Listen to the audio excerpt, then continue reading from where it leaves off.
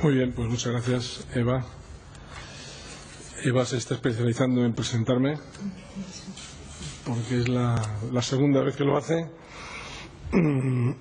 Y tenemos, Eva y yo, muchas vinculaciones de todo tipo, académicas, políticas, y también en este caso en estos coloquios. Le agradezco mucho que haya tenido esa cariñosa presentación. Quiero agradecer también a la Fundación Manuel Jiménez Abad, a la Institución Fernando el Católico, a la Universidad de Zaragoza, y también al Ministerio de Asuntos Exteriores, a la Secretaría de Estado para Asuntos Europeos, por razones obvias, que también colabora en estas jornadas. Creo que de enorme trascendencia en este momento, así que felicito a los organizadores por haber tenido los reflejos de haber preparado estas jornadas. Leyendo el programa, la verdad es que me hubiera gustado seguir para aprender algo más de todos los temas que se van a desarrollar. Estamos en los inicios. Y bueno, ha habido una conferencia del profesor José Antonio Pastor Ridrujo que me he enterado hace 5 minutos, que es vecino mío en Madrid, y ahora pues estamos realmente iniciando estas jornadas importantes. Yo espero que lo que yo voy a decir a continuación sirva para que esté presente también en el resto de las jornadas y que pueda ser un punto de referencia, puesto que las jornadas, aunque se refieren más específicamente a la política exterior española, sin duda una parte de la política exterior española es la política exterior de la Unión, dado que nosotros formamos parte de la Unión Europea, aun con sus matizaciones a las que yo me voy a referir seguidamente.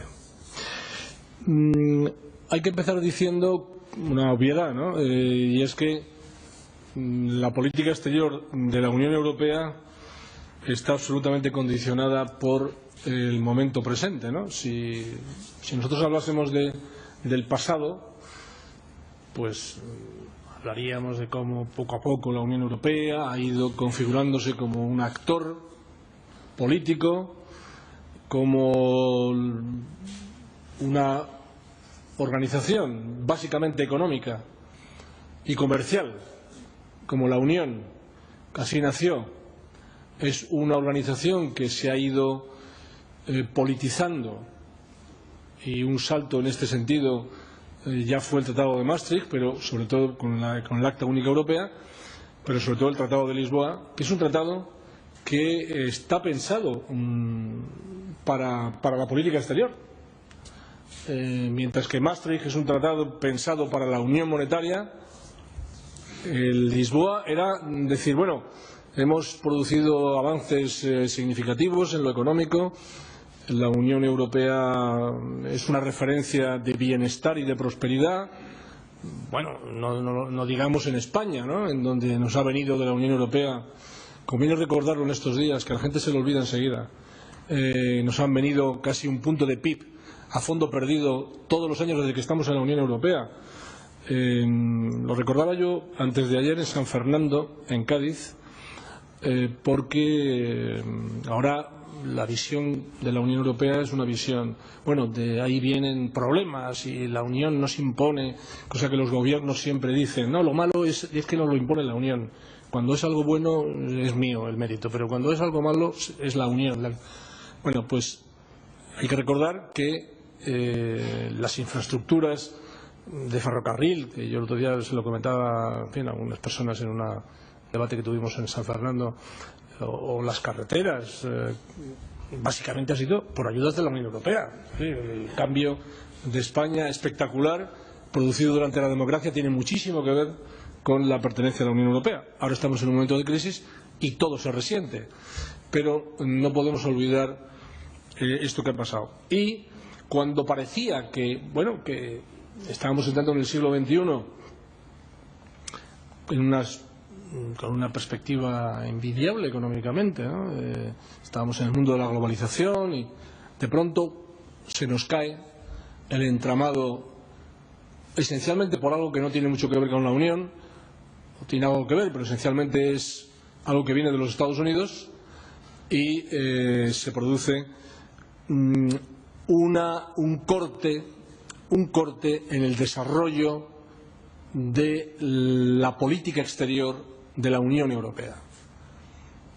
Es decir, que un tratado como el de Lisboa, que entra en vigor un mes antes, por cierto, de que tuviésemos la presidencia del Consejo de la Unión Europea, España, como fue 2010, el primer semestre de 2010, justo un mes antes entra en vigor el Tratado de Lisboa, y es un tratado que, ante la crisis que ya se vivía en ese momento, que da lugar a un giro espectacular en la política económica europea, en la noche fatídica aquella del 9 de mayo de 2010, del 9 de mayo de 2010, pues en esas circunstancias, la pretensión ambiciosa de la Unión Europea como actor global y de un desarrollo de la política exterior y de seguridad común, es decir, política exterior y política de seguridad común, queda tronchado, queda cortado, precisamente porque todos los esfuerzos de las instituciones de la Unión, todo el debate en la Unión, todo gira y se focaliza absolutamente en la crisis económica. Y eso es una de las razones por las cuales hay una ralentización evidente del desarrollo político de la política exterior europea, que no, como veremos, del desarrollo institucional de la política exterior europea. Por eso yo digo alguna vez que me equivoqué absolutamente en mis previsiones, porque cuando entra en vigor el Tratado de Lisboa yo pensé, bueno, ante la situación económica tan difícil va a ser muy complicado el avanzar en una unión económica. Recuerdo, perdón por la autocita, que publiqué un artículo a finales de enero en el periódico El País, que se llamaba España propone la unión económica. Estábamos empezando nuestra presidencia. Algo que era una especie de tabú. El decir unión económica era una herejía contra la soberanía. Bueno, ahora ya se habla de unión económica como un objetivo fundamental, pero unión económica, de unión bancaria, de unión fiscal, de todo. En aquel momento no era fácil. Pero yo pensaba que podía avanzar más la política exterior, a pesar de todo, que la política económica, que los desarrollos de esa política económica o de la gobernanza económica, porque la crisis lo iba a dificultar. Ha pasado lo contrario. Del 2010, cuando entra el Tratado de Lisboa en vigor, ha pasado lo contrario. Por un lado, vemos cómo ha avanzado la gobernanza económica, le queda mucho, ha avanzado la gobernanza económica, el semestre europeo, la supervisión presupuestaria, todos estos instrumentos legislativos, el six-pack, el two-pack, todos estos que están avanzando. Otra cosa es la política que se haga con eso, claro, que no ha sido la más acertada, precisamente, o ha sido un fracaso, que es la política de austeridad a palo seco. Pero en ese sentido se ha avanzado. Y yo pensaba en política exterior, sin embargo, con el Tratado de Lisboa vamos a dar un salto hacia adelante. Me equivoqué totalmente. En política económica, en gobernanza económica se ha avanzado, quizá porque nos ha picado la crisis económica y no tenemos otro remedio, y sin embargo política exterior ha quedado en un segundo plano, porque todos los esfuerzos, toda la obsesión, todo es la crisis. Todo se centra en la crisis. Entonces yo la tesis que podría mantener hoy aquí sería que en la época del Tratado de Lisboa, y en concreto más fijándonos en lo que ha pasado el año pasado, el año anterior, podríamos decir que la parte de instrumentos de política exterior ha avanzado en la Unión, y hay que resaltarlo como algo positivo, lo vamos a examinar. Sin embargo, la parte de política exterior no ha avanzado a la misma velocidad. Los instrumentos los tenemos, pero con esos instrumentos todavía no hacemos una verdadera política exterior europea. Vayamos, por tanto, a los instrumentos.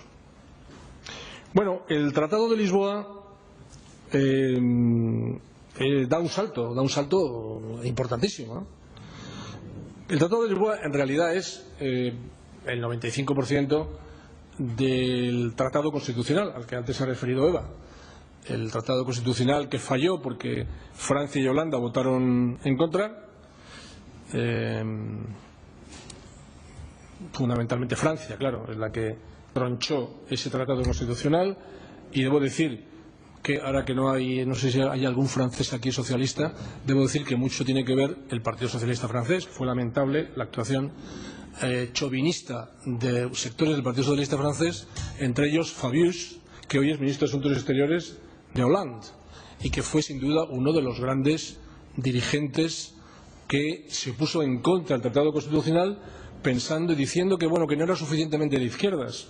Bueno, ya se ha visto lo que pasó, claro, después del Tratado Constitucional, si no sale adelante, imaginemos que iba a salir algo mucho más progresista, todo lo contrario, o un paso hacia atrás.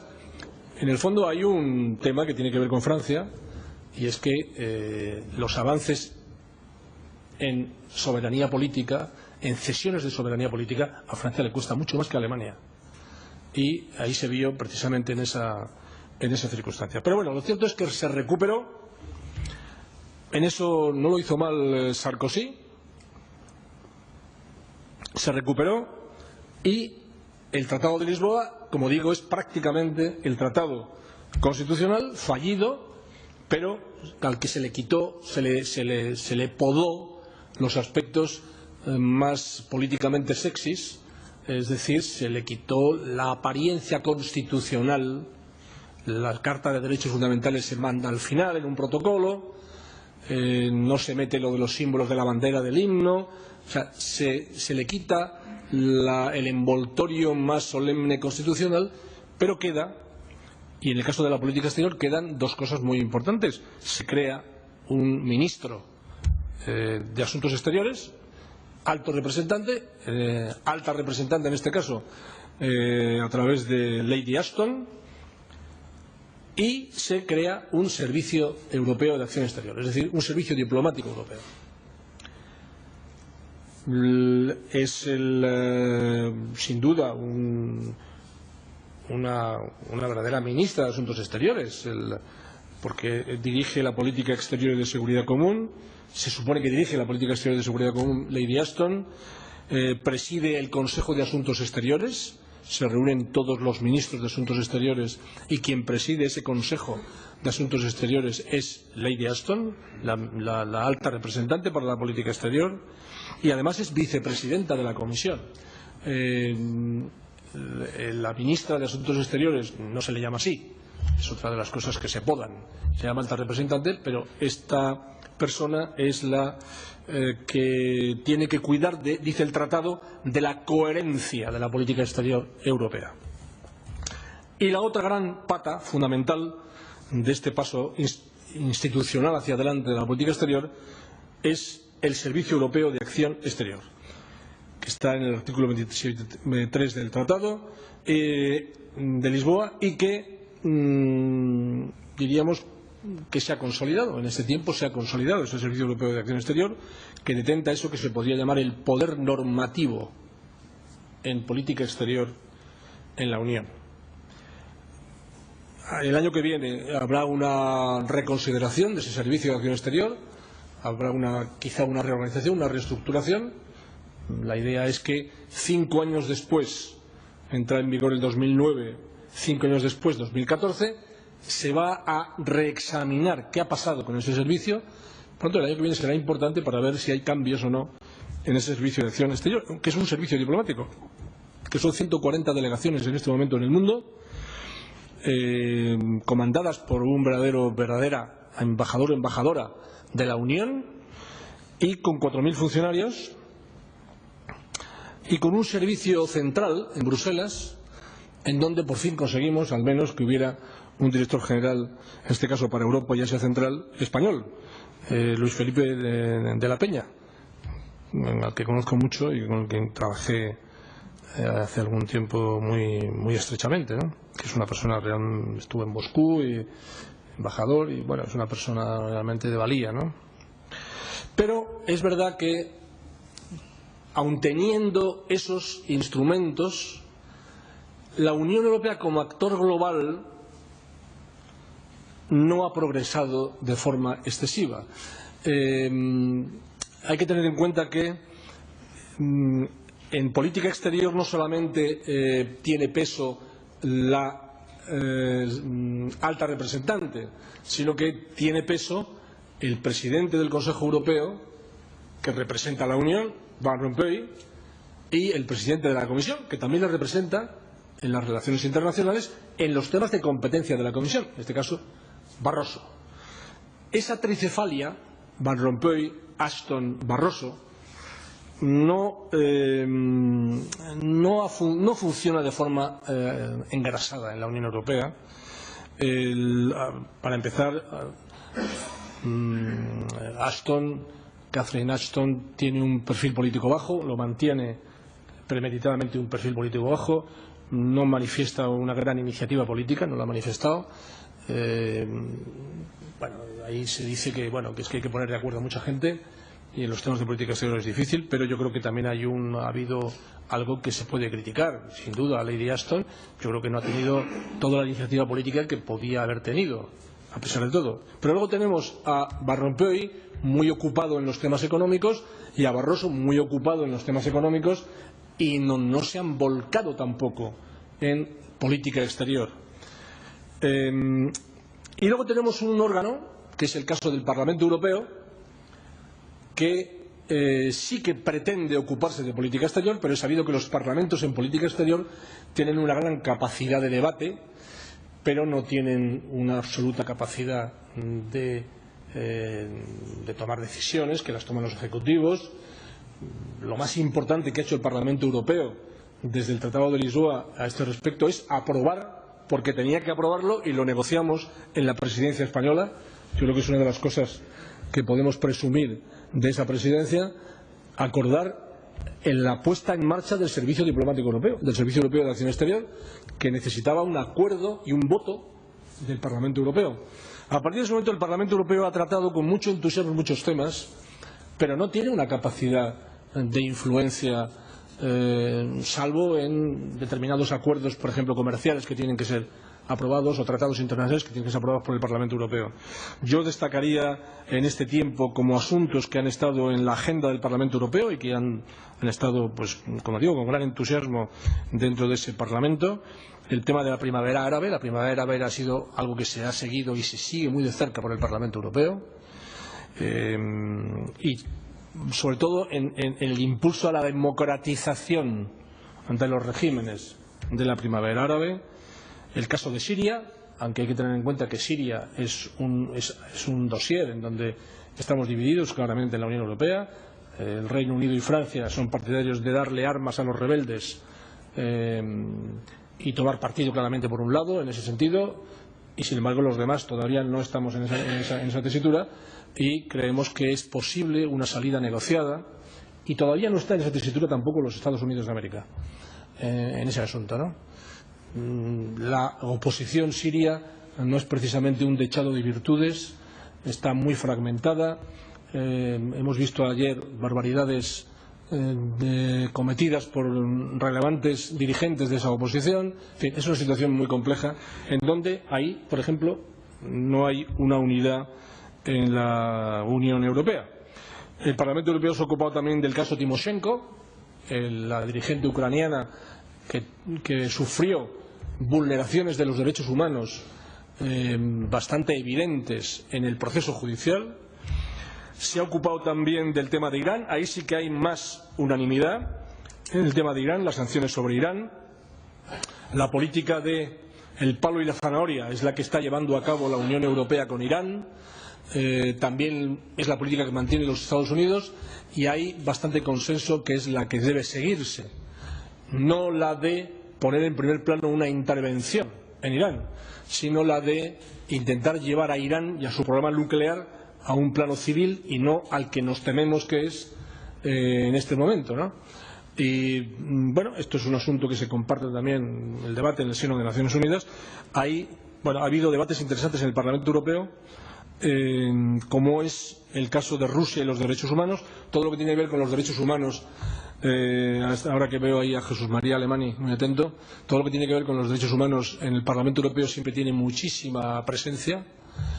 De hecho, hay un día a la semana, el jueves por la mañana, que se dedica a, en el orden del día se sitúan temas de derechos humanos.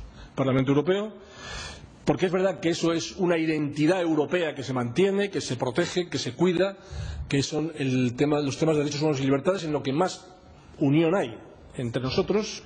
La Unión Europea tiene una identidad muy vinculada a los derechos humanos y las libertades. Y también el Parlamento Europeo ha instado a las instituciones europeas, a Ashton y a las instituciones europeas, siempre insta el Parlamento Europeo a que tenemos que tener mayor perspectiva estratégica en nuestra política exterior, que no puede ser una política exterior picoteando en diversos sitios, sino que hay que darle una profundidad estratégica, algo que es muy difícil, pero que siempre insiste en ello el Parlamento Europeo. Y en este momento también hay que comentar dos temas relacionados más con política de seguridad común, que son dosieres importantes en el seno del Parlamento Europeo, como es el caso de las cooperaciones estructuradas o la cooperación estructurada a la que el Tratado permite ir en los casos de defensa, no desarrollada, no creada todavía, o la cláusula de defensa mutua, que la gente desconoce. El otro día, con un alto funcionario, me quedé bastante asustado no sabía que en el Tratado de Lisboa existe una cláusula de defensa mutua, que me parece que es el artículo 47, en donde se dice que si un país de la Unión Europea es objeto de una agresión armada, los demás tienen que ayudarle a repeler esa agresión armada, como pasa en la OTAN. Bueno, pues en la Unión Europea también, no solo en la OTAN, en la Unión Europea también existe esa cláusula de defensa mutua que el Parlamento Europeo trabaja y que quisiera desarrollar. Es uno de los asuntos que están en el Parlamento Europeo. Así que, en resumen, estos instrumentos que tiene la Unión Europea están ahí, se han desarrollado de esa forma, con dificultades de funcionamiento entre ellos, de engranaje entre ellos, y con un punto que podríamos destacar o resaltar, y es que cuando se habla de derechos humanos, entonces hay siempre mucha mayor confluencia que en cualquier otro tema. En ese tema siempre hay mucha mayor confluencia, es un centro de debate importante. Por ejemplo, aprovechando que me refiero a este tema, se aprobó el año pasado, en junio, el Plan de Acción sobre Derechos Humanos de la Unión Europea, e incluso se nombró un representante especial para los derechos humanos en la persona de Stavros Lambrinidis, que fue eurodiputado y que fue luego ministro de Asuntos Exteriores en esa tormentosa era reciente de Grecia, ¿no? Pero vayamos a la política. Esta es la perspectiva institucional, la perspectiva de los instrumentos, en donde la Unión Europea ha dado un salto hacia adelante. Existen instituciones nuevas que no existían antes del Tratado de Lisboa. Pero ¿cuál es la política exterior de la Unión Europea? Bueno, la política de la Unión Europea no puede decirse que haya una política exterior consolidada, aposentada, con capacidad de incidencia como actor global. No lo hay todavía. No lo hay todavía en la Unión. Hay más bien algo que podríamos llamar en ocasiones el intergubernamentalismo activo, es decir, para diversos temas, alianzas ad hoc. Por ejemplo, en el caso de Libia, en donde interviene en primer plano Francia y Reino Unido, pero no Alemania, clamorosamente se separa de esa intervención. O el caso, que hemos visto, de la discrepancia respecto de Siria, el caso de Mali, donde hay un protagonismo de Francia, que está en primer lugar. Normalmente son siempre Francia y el Reino Unido, que tienen unos ejércitos más poderosos, los que tienen una mayor capacidad. Al fin y al cabo, la política de defensa es una parte fundamental de la política exterior. Y luego hay eso que podríamos llamar el multilateralismo pasivo. Es decir, en dosieres como América Latina, como China, como Palestina,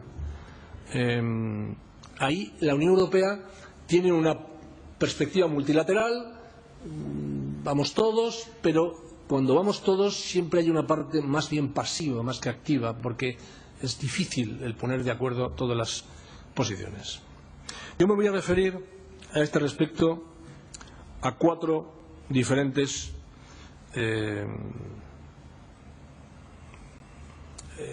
issues, como dicen los británicos, ¿no? Temas, materias, ¿no?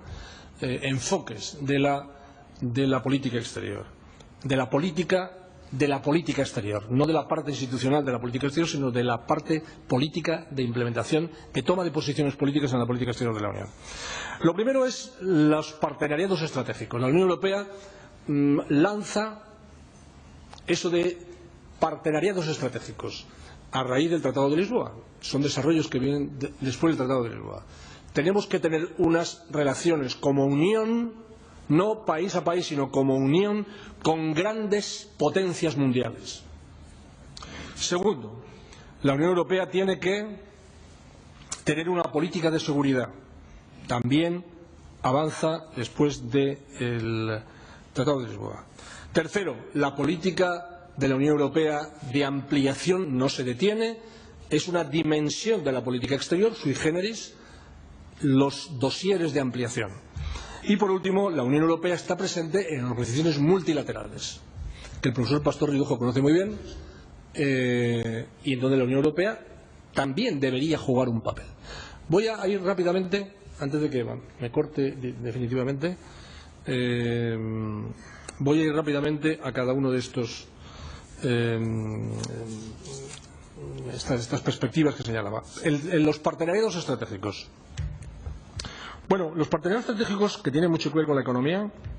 En estos momentos la Unión Europea tiene partenariados estratégicos, no me acordaré de todos, pero bueno, el primero de todos con Estados Unidos, que es el verdaderamente esencial. Tiene un partenariado con China, con Rusia, con Sudáfrica, Corea del Sur, India, México, Argentina, Brasil, no Argentina, sino Brasil. Bueno, básicamente esos son los partenariados estratégicos que tiene la Unión Europea, de los cuales el más desarrollado evidentemente es con Estados Unidos. Con Estados Unidos, en donde hay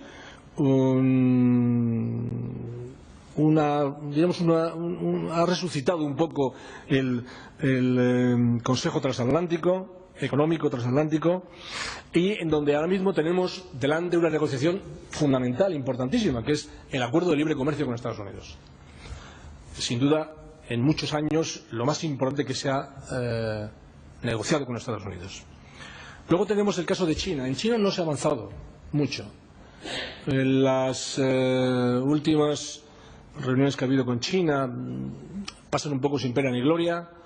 Entonces China prefiere, bueno, es entendible, pero China prefiere, a pesar de todo, tener relaciones bilaterales con países europeos, no tener una relación con la Unión. Ese es uno de los problemas que tiene la política exterior europea, y es que muchas grandes potencias con las que queremos tener una relación como Unión Europea, y que voluntaristamente se hace desde Bruselas, luego se encuentra con que esos países no están tan interesados en tener una relación, que comercial es inevitable, porque la Unión Europea es una unidad comercial, pero en otros aspectos económicos prefieren tener unas relaciones bilaterales, con país a país. Y hay muchos países que entran en esa dinámica pensando que les interesa también.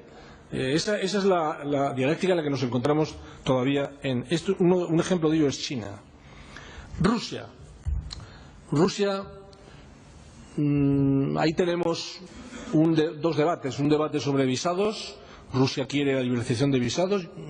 Por cierto, España estaría a favor de que fuera así. Nos parece bien que se avance en esa dirección. Por cierto, en España ha habido un incremento espectacular de los visitantes rusos, con creciente poder económico, más de 1 millón al año, y a nosotros nos interesa facilitarlo a través de todo el tema de política de visados. Y luego está el tema de derechos humanos, en donde no llegamos casi nunca a acuerdos con Rusia. En los temas de derechos humanos difícilmente nos ponemos de acuerdo, siempre hay problemas en ese sentido. Tenemos también el caso de Brasil. Brasil también lo ve con una mezcla de interés y recelo, la relación con la Unión. Brasil también prefiere unas relaciones bilaterales, bueno, y no está tan entusiasmada con relaciones conjuntas de la Unión con estos países. Bueno, podríamos seguir con los demás. Este es un campo abierto en donde no ha habido éxitos espectaculares. El caso de los acuerdos partenariados estratégicos, que se lanzaron con mucho ímpetu, en este caso por Lady Ashton, pero en la práctica no tenemos unos resultados muy tangibles, salvo el que puede haber si se llega a un acuerdo entre Estados Unidos y la Unión Europea en libre comercio, que puede ser importantísimo ese acuerdo. En el caso de la llamada proximidad árabe, todo el tema de la primavera árabe, la Unión Europea giró enseguida en su política, en la llamada política more for more, es decir, yo voy a ayudarte en la medida en que tú te democratices, pero es verdad que en relación con primavera árabe lo que el presupuesto de la Unión pone encima de la mesa es claramente insuficiente, económicamente insuficiente. Es muy poco dinero el que se deriva a esa proximidad árabe, y en estos casos el poder tener una capacidad negociadora económica sería fundamental. En América Latina, ahí no hay como tal América Latina entera un partenariado estratégico. Las relaciones con América Latina a nosotros nos interesan mucho. De hecho, hasta que no entra España y Portugal en la Unión, la América Latina no existía para la Unión Europea. Es la entrada de España y Portugal la que abre un diálogo con la América Latina, en donde algunas cosas se han conseguido. Hace poco hemos tenido una cumbre que se dilató en enero de 2013 en Santiago de Chile, que se dilató porque no había densidad crítica suficiente para poder tenerla. Bueno, y acaba de votarse en el Parlamento español la semana pasada, o la anterior, votamos en el Congreso de los Diputados el acuerdo Unión Europea-Colombia-Perú y el acuerdo, y luego también ha habido un acuerdo importante que se preparó muy bien en presidencia española, en donde probablemente una de las cosas más destacadas en política exterior fue la cumbre con América Latina que se produjo en Madrid. Se ha llegado por fin a un acuerdo Unión Europea-Centroamérica. Sin embargo, en Mercosur no hay avances. No hay avances. En la presidencia española se logró desatascar la negociación, que estaba frenada, bloqueada, cerrada. Se resucitó la negociación, pero se avanza muy poquito, porque hay unos intereses contrapuestos en Mercosur y Europa, sobre todo en temas agrícolas, que hacen que las conversaciones estén muy paradas. Y luego, en las políticas de cooperación, se siguen manteniendo con América Latina políticas de cooperación, pero aquellos que ya se llaman países de renta media, con eso se ha cerrado, porque se entiende que no tiene sentido ya mantener una política de cooperación con esos países que son ya bastante potentes o están en una línea de crecimiento emergente. Es el caso de México, de Brasil o de Argentina, donde se han abolido los acuerdos de cooperación. Pasemos a la política común y la política de defensa, o mejor dicho, la política común de seguridad y defensa. Hay que citar recientemente avances en el año 2012 que han sido los más importantes en cuanto a misiones. La misión del Cuerno de África, Néstor, es una misión muy importante. Ahí en el Cuerno de África, como es sabido, pasa el comercio marítimo, pues como más de la tercera parte del comercio marítimo del mundo atraviesa el Cuerno de África. Y hay, como es sabido, una actividad de piratería muy conocida. En la Unión Europea España fue, por cierto, la que lo lanzó en presidencia española. Se lanzó la misión Atalanta, ahí, en el Cuerno de África, y el año pasado se ha puesto en práctica una misión. La Atalanta es una misión militar, una misión naval, pero la civil se ha puesto en práctica en la llamada Néstor en el Cuerno de África el año pasado, igual que la llamada EUCAP Sahel Níger, también se ha puesto en marcha la semana pasada, el año pasado, la llamada EUAF-SEC South Sudán también se puso en marcha el año pasado, y la más reciente es la que se aprobó en diciembre, el 10 de diciembre del año pasado, la misión MISMA en Mali, que es una misión para el entrenamiento de las Fuerzas Armadas malienses en esa crisis enorme que hay. Pero hay que decir que estas misiones no significa que la Unión Europea claramente se haya volcado, y esa sería una misión muy española, muy de España, de los países mediterráneos, en considerar al Mediterráneo como un lugar estratégico en la política exterior de la Unión. Y en esto la Unión Europea, de nuevo, aparece un poco escindida. Los países del Mediterráneo estamos muy interesados en que se despliegue la política exterior por ahí. Los países del centro y norte de Europa prefieren otras latitudes y prefieren eso que se llama la vecindad este, más que la vecindad sur. Y ahí tenemos también un ejemplo de una no coincidencia en esto tan difícil que es de formar una política exterior de la Unión. El tercer tema al que yo me refería era la ampliación. La ampliación va despacio, pero por un milagro del Espíritu Santo, todo el mundo quiere entrar en la Unión Europea. Todo el mundo quiere entrar. La Unión Europea pasa por una crisis económica importante y la eurozona, pero están llamando a la puerta de la Unión Europea muchísimos países que quieren entrar como locos, ¿no? O sea que no lo deben ver tan mal. El caso de Croacia va a ser el número 28 el 1 de julio. Turquía es el eterno tema en donde hay quejas siempre de Turquía de que no acabamos de admitir, lo decimos con la boca chica, eso de que queremos que Turquía forme parte de la Unión, porque hay países como el caso de Francia o Alemania que no les gusta nada esa perspectiva. Bueno, lo cierto es que hubo un discurso, el famoso discurso de Erdogan de noviembre del 2012, en donde mostró de nuevo su interés, después de un periodo de desaliento, desapego de la Unión, ha vuelto otra vez a mostrar su interés por mantener unas conversaciones que ya de por sí produjeron, como han producido en muchos de estos países, avances democráticos, solamente por tener la perspectiva europea, que es el caso de Turquía. En Islandia se solicitó en el 2009, Islandia técnicamente, otra cosa es que políticamente el asunto de la ampliación está bastante frenado en este momento, pero técnicamente Islandia no tiene ningún problema. Está en el espacio económico europeo, las conversaciones avanzan rápidamente, técnicamente no habrá problemas con Islandia.